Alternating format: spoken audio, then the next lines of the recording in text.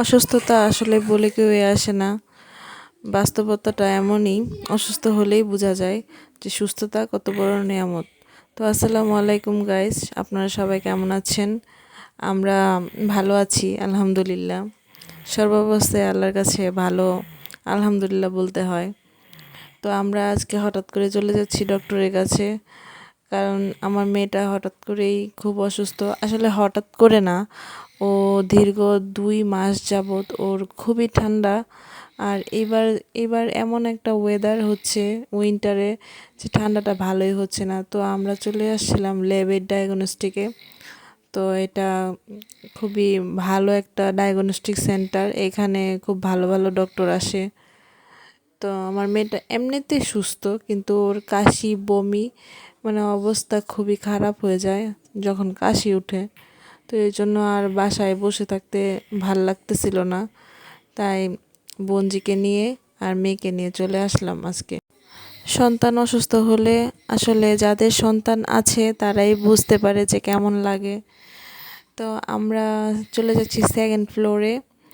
ওখানে আমাদের ডক্টর যিনি যিনি আমাকে আমার মেয়েকে দেখবেন, উনি আসলে দোতলায়। তো আমরা চলে যাচ্ছি, ওনাকে আজকে আমি ফার্স্ট টাইম দেখাচ্ছি। তো আগে আমি অনেক ডক্টর দেখিয়েছি, কিন্তু আমাদের নরসিংদীতে এরকম ডাক্তার আমি খুব কমই দেখেছি। ওনার ট্রিটমেন্ট আমার কাছে আজকে ভালোই লেগেছে। তো হসপিটালের পরিবেশটা খুবই সুন্দর ছিল। আমার মেয়ে হসপিটালে গিয়ে অনেক ভালো ফিল করতেছিল, ও অনেক খেলাধুলা করতেছিল।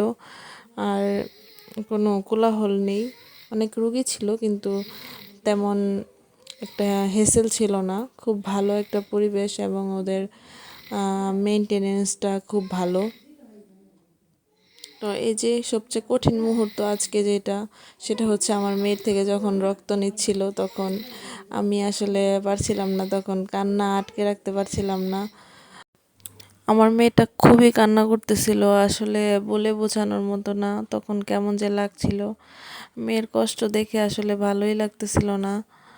আর ব্লাডটাও 2বার নিতে হয়েছিল, তো এটা আরও কষ্টের ছিল।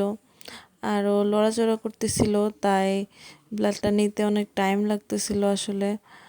আর কি বলবো, কিছু বলার নাই। ওর কান্না দেখে আমি হতবাক।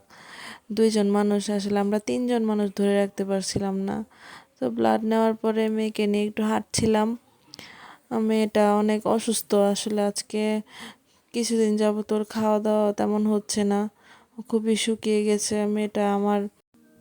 তো আমরা এখন রিপোর্টের জন্য ওয়েট করতেছি। আসলে রিপোর্ট আসলে আবার ডক্টরকে দেখাতে হবে, কিন্তু আমরা যে রিপোর্ট ডেলিভারি ওইখানে গিয়ে দেখলাম যে আমাদের রিপোর্ট আসতে নাকি অনেক দেরি হবে।